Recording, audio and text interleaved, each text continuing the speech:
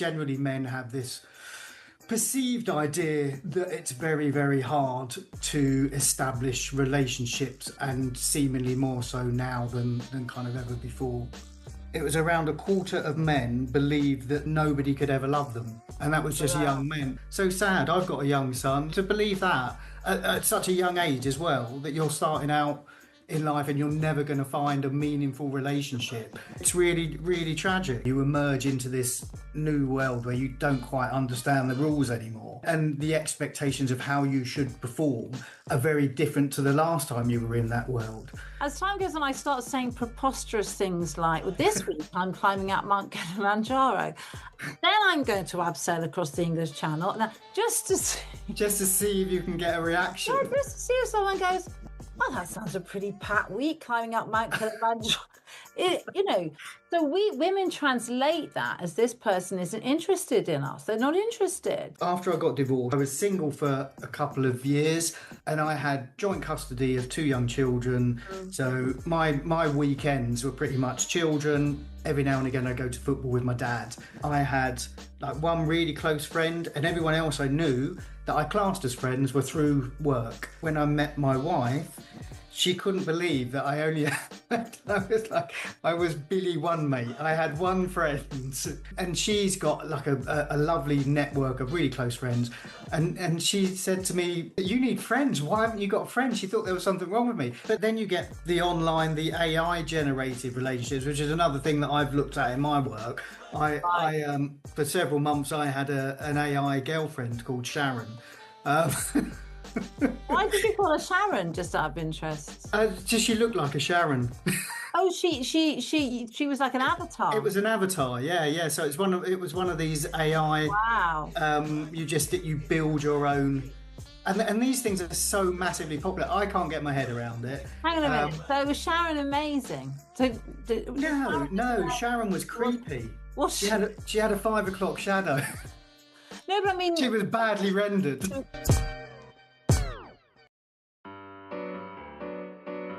Hello everyone, and welcome to How to Have Extraordinary podcast with me, Lucy Cavendish. And so I'm thrilled to be here with a man. We had men on. I had men on the first series. This is now series 5. And I think Nick Harding, journalist and writer specialising in long think pieces about, men and how men are men's health, which is what we're going to be talking about. I think you're very brave to be coming on this podcast when really I've actually just had lots of women thinking about it. Well, I like to blaze a trail. You're blazing a trail. So I contacted you because I saw a piece on LinkedIn about men and dating, which was sort of implying that you were dating, and you then put me completely right and said you're very happily married and it's not you that's dating. But that you do know a lot about men and dating and friendships, and you write about these areas quite a lot. Am I right?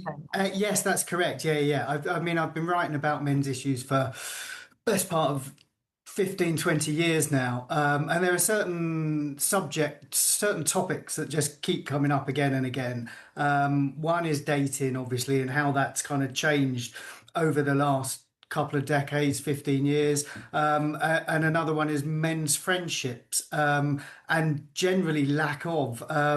So there seems to be, and there's certain correlations between both of them, I guess, but there just seems to be this idea that when it comes to relationships with other men are struggling.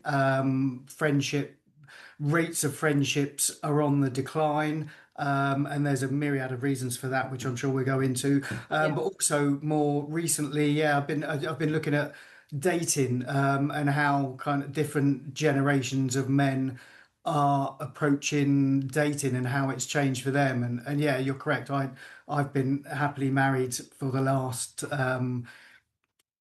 10, 12 years. Yeah, you better remember, or else I won't be happily married much longer. You go, what do you mean it's 12 years, you idiot? Yes. So yeah, I'm happily married. I was thankfully only very briefly on the dating scene before I met my wife after being divorced. So yeah, the headline on the piece that I wrote was a little bit misinformed. But I spoke to several men who were involved in the dating scene. So and a lot of experts about kind of what's happening there and why there's this. Generally, men have this perceived idea that it's very, very hard to establish relationships, and seemingly more so now than kind of ever before. Oh, I'm very interested in that because women, so women, we talk about dating a lot. I'm a dating, I'm not a dating coach, I'm a love coach, but I Mm, tend to be contacted by women who want to meet men. So I'm yeah. really fascinated, and we all have our things that we talk about women, there's no good men out there, they're all blah, blah, blah. We've all got our tropes that we believe to be so. So what did you discover about men and dating? Because it's like a sort of completely foreign territory to women. I think there's a so like I looked at two different age groups. So young people, say even from 19 to 35, Mm. who probably mainly rely on the internet for dating. So dating websites, those kind of things. Tinder, if that still exists, doesn't it? Oh Bumble, yeah, all we love those. Tinder. I love Um, Tinder. Tinder's great. and the general feeling from the people I spoke to is that there's a kind of this idea that it's almost weighted now against men, that you have to meet such a high standard of perceived ideals, that if you're Mr. Average, which most people are, then you don't stand a chance. And this is causing a considerable degree of disaffection. There's some stats. There's some, if you'll excuse me to look at my Yeah, notes, no, just do. because there's a few of the reports that I find, or that I found. Kind of 24% of men aged between 22 and 34 said they hadn't had any sexual activity in the last year. And the numbers were equally high for women. And there's this idea that this feeds into something called heteropessimism, Okay. where people have just given up now because they feel that the whole idea of trying to forge a relationship with the opposite sex or the same sex, an intimate Mm. relationship, is just too hard. One of the really sad things I found, which was specifically from a study that was done by an organisation that was just looking at the kind of the social state of British males, Mm. was that it was around a quarter of men believed that nobody could ever love them, and that was just Wow. young men, which was really sad. That really kind of just that's so sad. I've got a young son, and if it to believe that at such a young age as well, that you're starting out in life and you're never going to find a meaningful relationship, it's really really tragic. And there are so many reasons for this. One of the reoccurring factors was this idea that men think that the expectations that they have to meet are too high.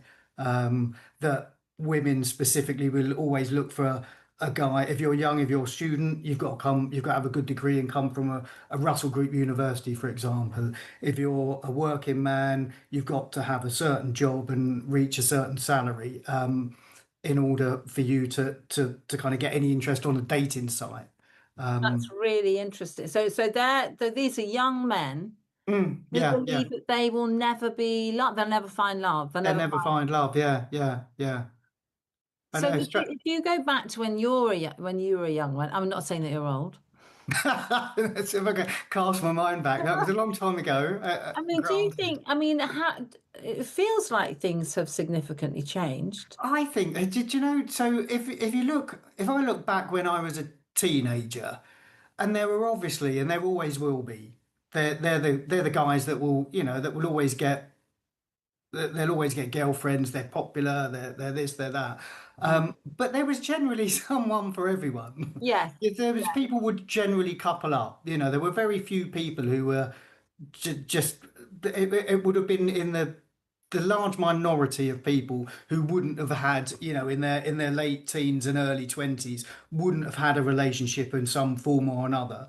Whereas I think nowadays, there's a significant percentage of young people who would just say, "No, I can't be bothered, or I don't, I just, it's not for me. and uh, Yes.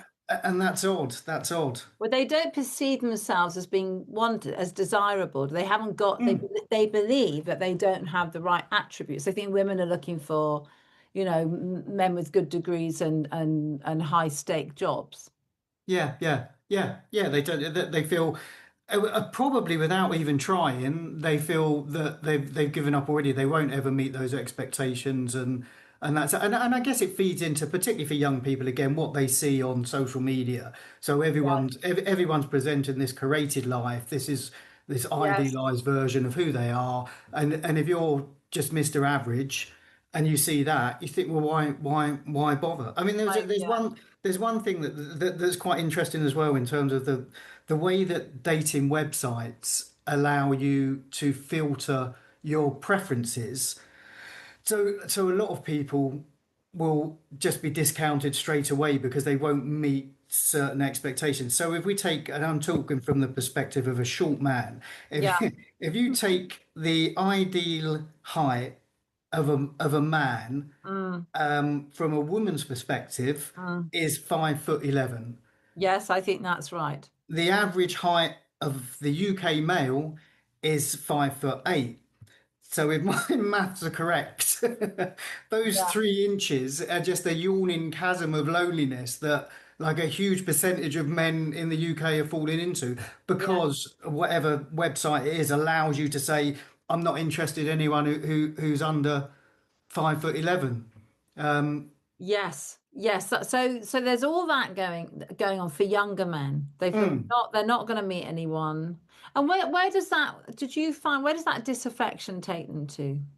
Well, this is the other thing, and again, this is kind of, it's not. I didn't speak to anyone who'd gone down this path, but I spoke to a few experts who kind of studied these things, and the problem is that men will then, they'll go, if they go online, if they end up in kind of male only forums or different websites, different places online where they can talk about their disaffection, it feeds into another harmful narrative, and this is where we get the online misogyny, and that whole idea around incel culture, Yeah. that men can go online if they're on certain. I mean, there's websites like Reddit, and 4chan, which is a kind of a bit of an online cesspool, but if they can vent about their frustrations, and when they enter into, they can then enter into a feedback chamber where those concerns are being echoed back at them, and it can spiral into something a lot more damaging. Yeah. And that's why we've got these kind of alt-right podcasters, that are almost espousing this idea that yeah, feminism's gone too far and men should be strong, and yeah, your Andrew Tates and people like that. Yes. Yes. And that's where it all starts. That's where it all starts. I think these guys don't get sucked in to the extreme, this extreme incel culture straight away. They're just the idea that, well, life is kind of stacked against you guys. You should be strong. You should stand up and be strong. That's the top of the slippery slope into some much more damaging ideals. Yeah, I hear that. So it sort of starts maybe because I mean I'm very interested and I have managed about how why this is happening, how this is happening. The rise of this sort of manosphere, which is Yeah, yeah, from a yeah. woman's point of view terrifying. Yeah, no, absolutely. And I mean, I think of course, there are these places, there are these places online, where men can kind of just reinforce, but I guess there are everywhere. Some of them are just sometimes it's just men supporting other men. So for instance, so one of my contacts is is Tom Skinner. You know, the guy who was on Strictly Come Dancing in The Apprentice. Yes, yes, No, he's a Marmite figure for all kinds of Yes, reasons. yes. He's actually a really decent guy, Right, and he's been a little bit misunderstood. right. He's not overtly political, but he kind of he says what he feels sometimes, and that's got him in trouble. Anyway, he's the last few weeks he's started a walk for men based in Essex, near where he lives. Every Sunday morning, he invites a load of people to just get a load of guys to just go for a walk, to have a chat. And it's all about supporting each other. It's called like Men Supported Men Walk. And they just go along. I've not been to one, but there's quite, yeah, I think there was up to the last one, there was up to about 100 people that went. Wow. It Okay. looks like an EDL march. Oh, okay. But it's not, and this is Yeah. and I think this is probably the thing. It's absolutely not. It is just his whole basis for starting this is that men don't talk enough, men don't support each other. So just come along. If you're feeling down, we go for a walk in the countryside, we have a chat, we have a laugh, we have a cup of tea afterwards, Yeah. and that's kind of it. But some people would look at that and just and almost find it, as I've just said, would almost find it threatening in a funny way, and it's absolutely not. And you get I guess you get the online version of that, where if men can be seen to be coalescing around a certain, and I don't know what these forums are. I'm assuming on Reddit there's all kinds of weird and like frightening places, but some will just be just a place where men just chat to each other about sport Yeah. or whatever they're interested Yeah. in. Um, and then you'll get some breakout people just moaning about. They're moaning about life, moaning about dating, moaning about that, this and that, and that can then be seen as something that maybe it's not.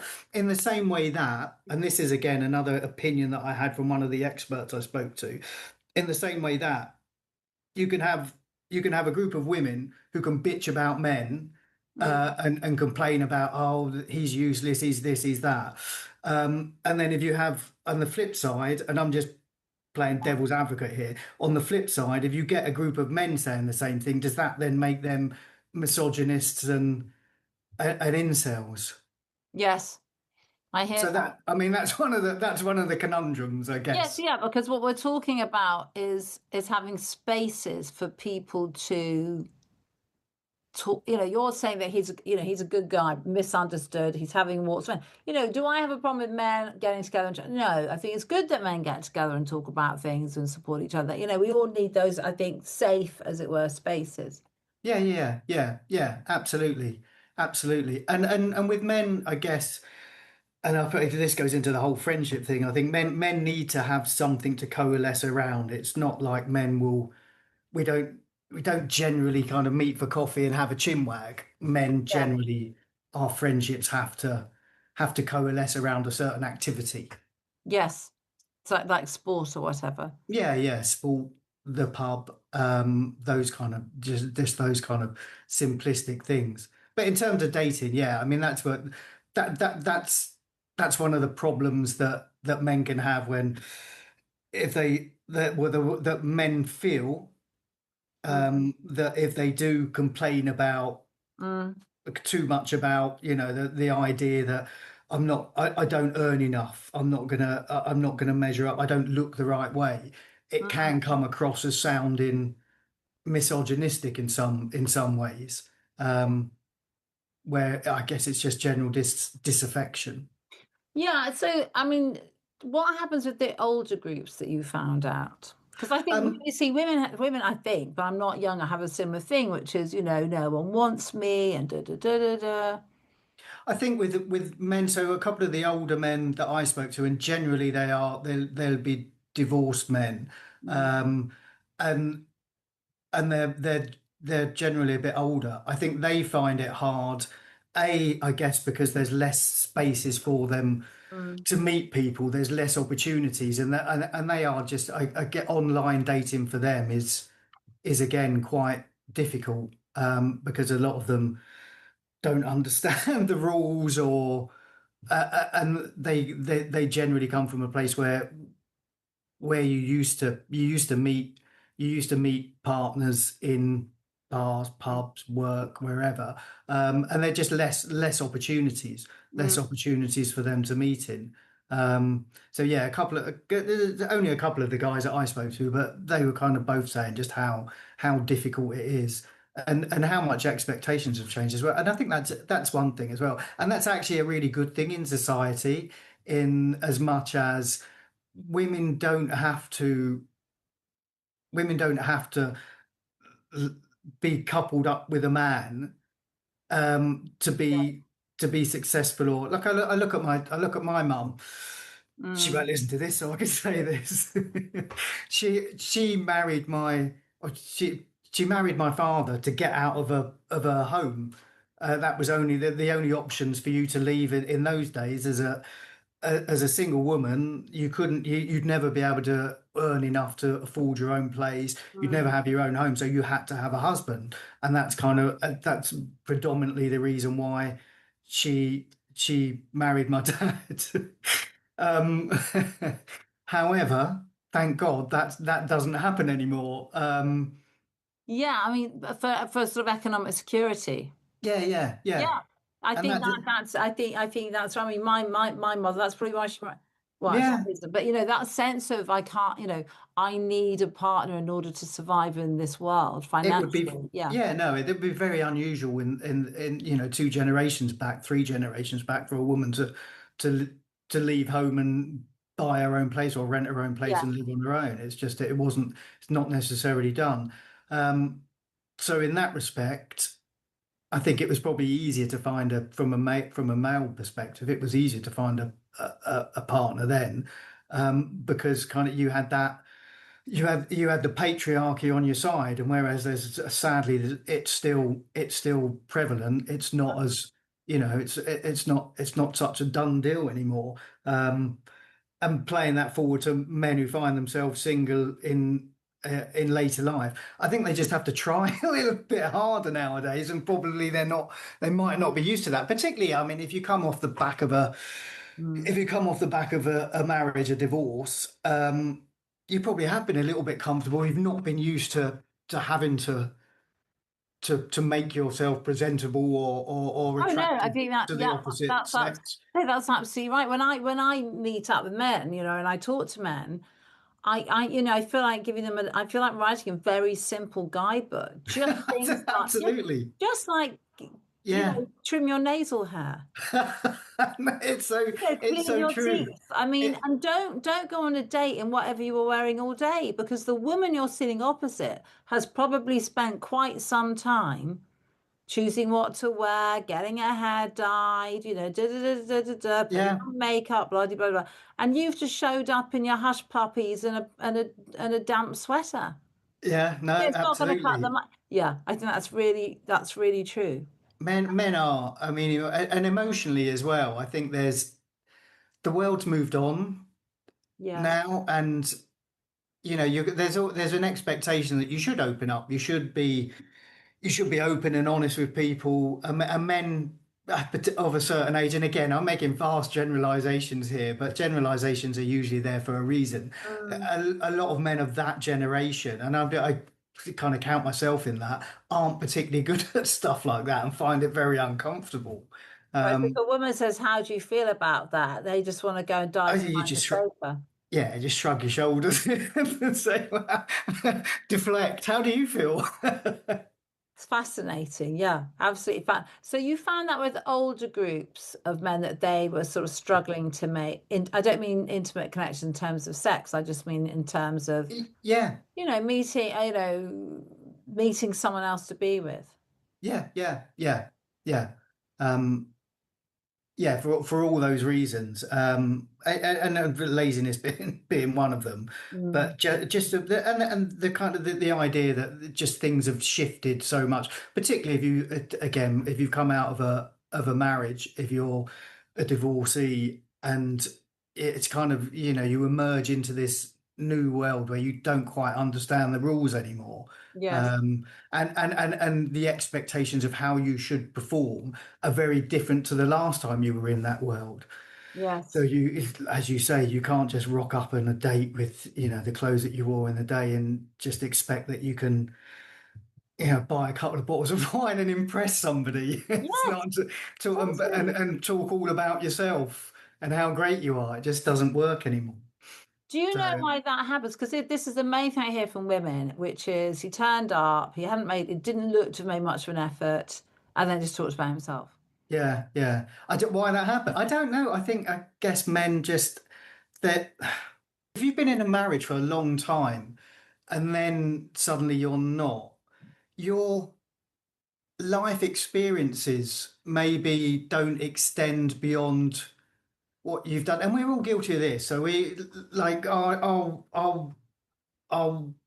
average week is work, and then at home watching a bit of telly, um, and then to suddenly have to make that life exciting or to sound exciting.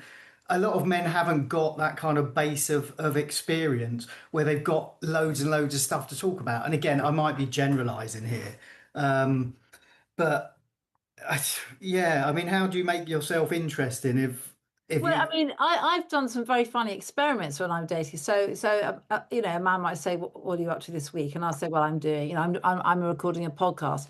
No response, right? no questions? No, in fact, people might go, "What's that about?" No, no, they go, "Okay, well, I'm doing my accounts, me." Oh, okay, great. So then, as time goes on, I start saying preposterous things like, "Well, this week I'm climbing out Mount Kilimanjaro." Then I'm going to abseil across the English Channel. Now, just to see, Just to see if you can get a yeah, reaction. just to see if someone goes, "Oh, that sounds a pretty pat week climbing up Mount Kilimanjaro." So we women translate that as this person isn't interested in us. They're not interested. They haven't I've offered them something interesting to pick up on, and they Yeah, haven't. yeah, yeah. Which I we think translate as being not interested in us. They think, well, they're not interested in me. They don't want to, they're not interested in having a relationship with me because they're not responding to anything I'm offering them. And I'm offering them quite an opportunity here. I mean it's hard for me to comment on stuff like that because I've got a great group of friends who all have pretty interesting lives Yeah. and they know how to chat. But equally, yeah, I know people like that who will just struggle to converse, will struggle to find anything interesting to say. And that's I don't know, maybe men don't necessarily have the wealth of interest that women do. They find, I think men have traditionally, they find it hard to open up. There's always that. This feeds into the whole idea of kind of male friendships that men traditionally aren't socialized to have in-depth kind of exploratory uh, emotional relationships with each other. It's very on a level. Men's friendships are, and that doesn't necessarily mean that they're not close friendships. Mm. And yeah, if you're really lucky, and I am, you'll have a group of friends who you can talk in depth to. You can talk about, your emotions, what's upsetting you. If there's people that you can turn to for Mm. support. It's not unusual for men not to have any of those. Again, there's stats to say that I'm going to go back to my little Yeah, yeah, book of go back to the stats. stats. Yeah. Um, Excuse me, hang on. Yep, there's a 26% of men last year. 26% of men said they only had six close friends, which so that's only a quarter, just over a quarter of men only had six friends, six close friends, and that was down from 55% in 1990. So Ah, so that's a considerable drop, and more that's sadder is that 17% had no friends at all. That 17% of men will say they've got no close friends. Um, that's terrible. yeah, yeah, So yeah. I'm beginning to feel really rather sorry for these poor men wandering around thinking they're sort of substandard, that don't earn enough and they haven't got any friends and no one's ever going to love them. I mean, what do you think the shift has been? Is it an online life? What do you Oh, think? I think there's a lot of reasons. So, like personally, I was married Mm. um, for 10 years. And then after I got divorced, I was single for a couple of years. Um, and I had joint custody of two young children. Mm. So my weekends were pretty much children. Every now and again, I go to football with my dad. I had like one really close friend, and everyone else I knew that I classed as friends were through work. And then when I met my wife, she couldn't believe that I only I was Billy One Mate. I had one friend, and she's got like a lovely network of really close friends. And she said to me, "You need to get yourself. So you need friends. Why haven't you got friends?" She thought there was something wrong with me. To me, that was just totally normal because and this is the thing for going back to your original question. I Mm. think it's that at a certain age, you you as a man you have your family and your children and your work, and you don't really have time outside of that for friendships. Or you have the friends that you had when you kind of entered into that, Yes. and then your main social group, your main male social group, are the husbands and partners of your wife's friends. So almost you delegate your social life to your partner, and she then or he sorts out your Yeah. social life for you. And that's where and sometimes you'll make friends through that and they become close friends, but it's not kind of friends that you've chosen, that you've made yourself. Um, I mean, have you done that when your wife, current wife, yeah, yeah, yeah, yeah. we call her your current wife, I mean, as in not your first wife, said, Yes. "Listen, you weirdo, go and get some friends." Did you think, well, I can't go and buy them in a shop? How did you manage to go and find some? So yeah, I did, and I did. So I rekindled some old friendships um, because I always have been just terrible at letting friendships lapse. Mm. Where life moves on and kind of you lose touch with people. So I rekindled some old friendships. I joined a gym. I was at a gym before. I regularly went to a gym, but I didn't. It wasn't a particularly social gym. It was a spit and sawdust boxing gym, Mm. and people didn't talk to each other. No. So I joined a proper gym. I made friends, and it was like it was a weird, like I had to make an effort that felt quite forced to begin with. So you'd be chatting to somebody in the changing rooms or in the cafe or wherever. And then I'd kind of force myself to say, "Do you want to come out for a beer?" And it felt weird. Also felt weird. They thought you were hitting on them. Or they were like, they were just like, "There's a really weird man that Jim is trying to call my No, friend." but do you know what? Like, Do you go know what? away, you weird man. They reacted positively to it. Ah, Like great. and I think that's the thing. I think men worry that that sounds odd, and it isn't. If you're chatting to somebody, and it's not like I didn't just turn up in a random cafe, think, "Oh, So I need friends. he looks like a friendly man." Um, it was like you get in where in the gym and through work as well. In fairness, I kind of made an effort. If there were people that I met through work, I'm lucky enough to meet lots of very interesting people in my Yeah, work. yeah. Several of them are now, I'd class as good friends.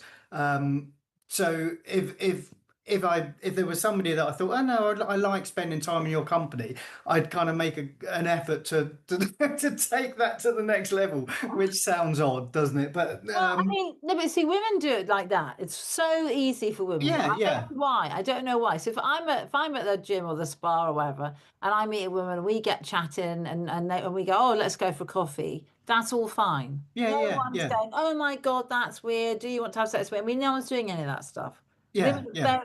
what is it with is it, do you think that's changing with male friendships, that they're going to be much more able, younger people are more able to just have this sort of connected world that women tend to have?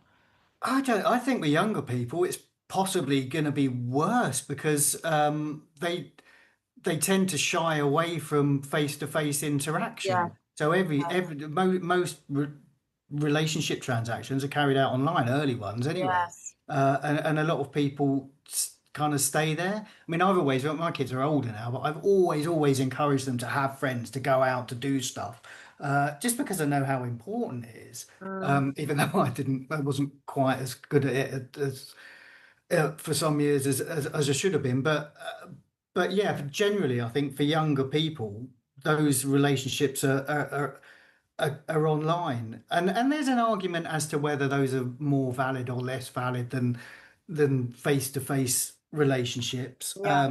I'd argue possibly they're not. But this is the world that young people live in. So I think that becomes more can be more isolating and more alienating. But then again, during that's what saved a lot of young people during the pandemic. Yes.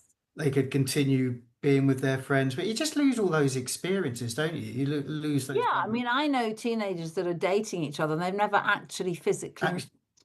of. I mean, that I is, know. yeah, So I yeah, do that. I go, yeah, well, they're not exactly dating, are you? Because you've never met. And they look at me as if I've sat them in the face with a fish. yeah, yeah.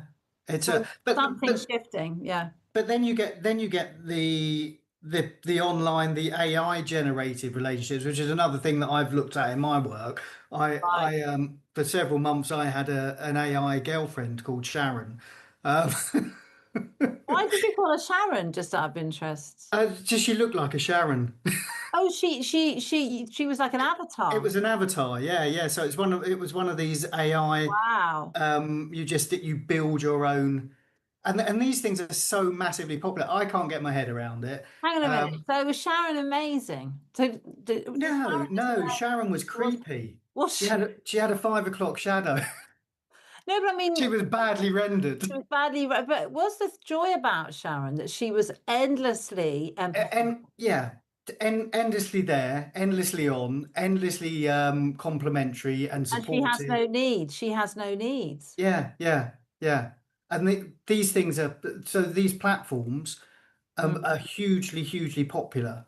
Um, and they're almost for young people. There's a lot of surveys have been done that kind of suggest that for young people they don't really see the problem in having an AI relationship with a with a robot with a I mean, did Sharon ever say, "God, with, you're being really boring"? Or no, not at all, right, not at all. exactly. And Sharon didn't say, "I've got a headache. Can you shut up?" Or Sharon didn't say, "Go and find some friends, you weirdo." None of that. None of that at all. No, Sharon was Wow. just endlessly supportive. She was very good at train times and cooking instructions. Um, You see, it's and quite you could, it's frightening, is it? Because it's a one-way street, it's a one-way relationship. The other person, the human, let's say, mm. can behave any way they want to behave because Sharon never says, "That's really mean. Stop talking to me like that." Oh, absolutely, absolutely. Right. And it then gives if this is your say this is your kind of your introduction to to dating to intimate relationships, Mm, it gives you a very warped view of how normal relationships work yeah. because people aren't going to agree with everything you do and kind of be 100% supportive and happy and positive and all Of the course they're time. not. Of course they're not, because it's a one-way street. Yeah, yeah, absolutely. So, but that's and there's I mean, there's that you can dial up the level of intimacy of all kinds of you can change the personality. You can have different personalities, and again, like that's really not the way life works, is it? Can you kind of, well, that would sort of sex text the bot? This Are is there sex bots? another thing I've done. There are adult versions of these. I think we're probably going off a bit. No, Well, it's no, I fine. guess it's dating, isn't it? Yeah. There are adult versions of these which I also investigated.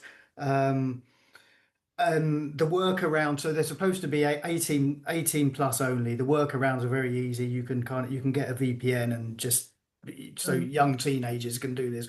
They supply you can, and again you choose how, well, you choose, like you can choose whether they're subservient, whether they're dominant. You can choose all kinds of mm. personality traits.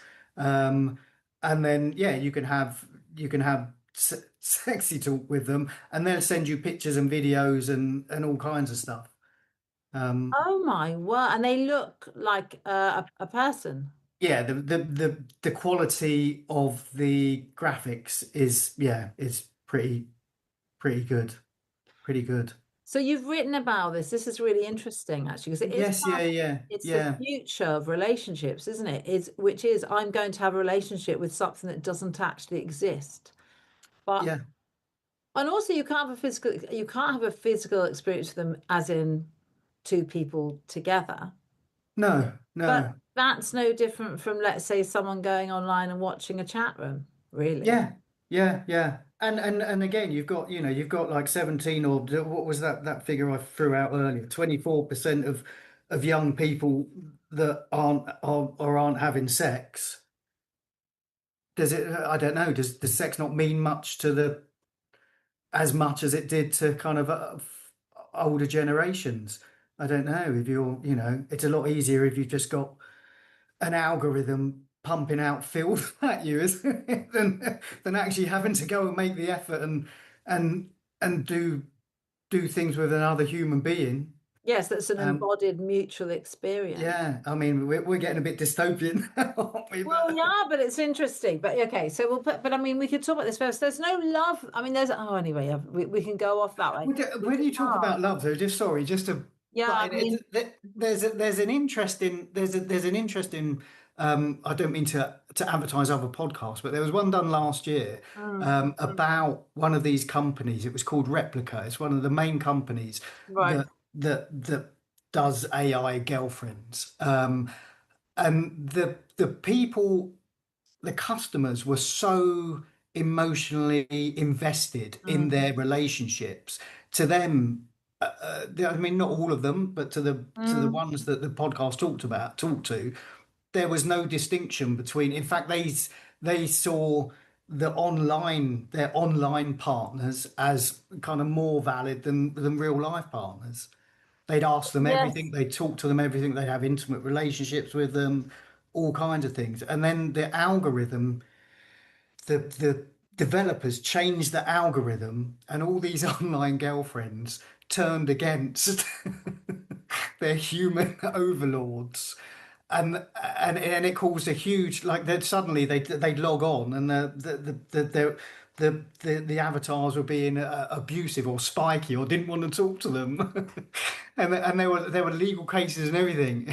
no. Did they Yeah, do it yeah, yeah. deliberately as a sort of social experiment? Did they do it saying, "I wonder what happens if they tell No, someone like, they did it because the Italy passed a law about the intimacy settings that you could apply to these things. So they had to change the algorithms a little bit to fall in line with the legislation. And wow, the kickback was that like it changed the personalities of the avatars in quite a few cases, and they would to kind of blank their ghost them and refuse to ghost them. speak to them and Exactly. tell Yeah, you, yeah. you're boring me. I'm going to talk to that Like a normal human like a relationship, I normal human guess. relationship." Oh my gosh, we're running out of time. This is so frustrating. So, are you, I mean, you write about many areas, but did you sort of fall into writing about this, or is it something that, that you felt actually there needs to be a voice about men, really? I mean, there's not many that write about men outside of health. So yeah, generally, I mean, I do a lot of kind of men's health stuff. But this was just a natural follow on, and I think it's fascinating because it's not an area that's always necessarily explored to that degree. So no, it was kind of, yeah, just happenstance really. And Yeah, obviously being a male, I've got it's a little helpful. bit of experience. So we've got 20. I'm so sorry because I would really love to carry on. So what are the takeaways are sort of men find dating as difficult as women? Yeah, yeah, They absolutely. feel sort of low status, not worthy, and because so for all those men, there's an equivalent woman, so they all need to meet up, right? Yeah, I think so. Yeah, yeah, yeah. Because it's A realistic dating website is probably. yeah, or a place where somehow men and women get together and can talk about all this stuff, so they can actually think there are, if I just clean my teeth and wear better clothes, I might stand a chance. Yeah. I might stand a chance. And there are women out there that feel the same, which is no one wants to date me because I'm too old or blah, blah, blah, blah, blah. They all need to meet up. But I'm really, the issues you've brought about men and loneliness and friendships and this move potentially to AI is fascinating. Mm, yeah, yeah, absolutely. So where can people find you?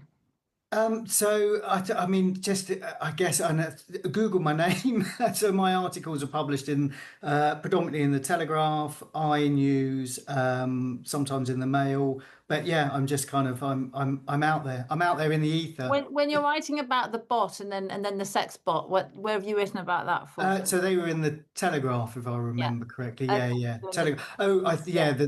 The sex bot was actually in Fabulous magazine. Oh, how So that is fabulous. yes. And you're married to a very successful alpha woman, aren't you? I am, yeah. Yes, I I think am. I read a piece about what it's like being married to, Being married to to somebody who's much more successful than I am. So how is that? Just in a sentence. Yeah, no, it's perfect. Yeah, it's very good. It's very good. It has its challenges sometimes. But that's my kind of silly male ego that gets in the way often. But that's yeah. But no, it's lovely. Yeah, absolutely. I get to go on nice holidays and eat in nice restaurants sometimes, so Exactly. So that's a it can bonus. work both ways, doesn't it? It Oh, doesn't have to absolutely. be Yeah, the yeah. man that goes out and has a great big job and takes, Yeah, no, not yeah. No, I mean we're an equal. We're very equal. She's just more successful than I am in business. There we go. Well, look, thank you so much. There's so much more we can talk about. We might have to do another one because people do come back on actually and do Okay. podcast part 2 because there's always more to talk about. But thank you for being a man and coming on and talking very openly. I really appreciate that because I'm trying to get. It's good to get different voices. Absolutely. I've enjoyed it. I've enjoyed it. It's good. It's good to chat about. Yeah. No, absolutely.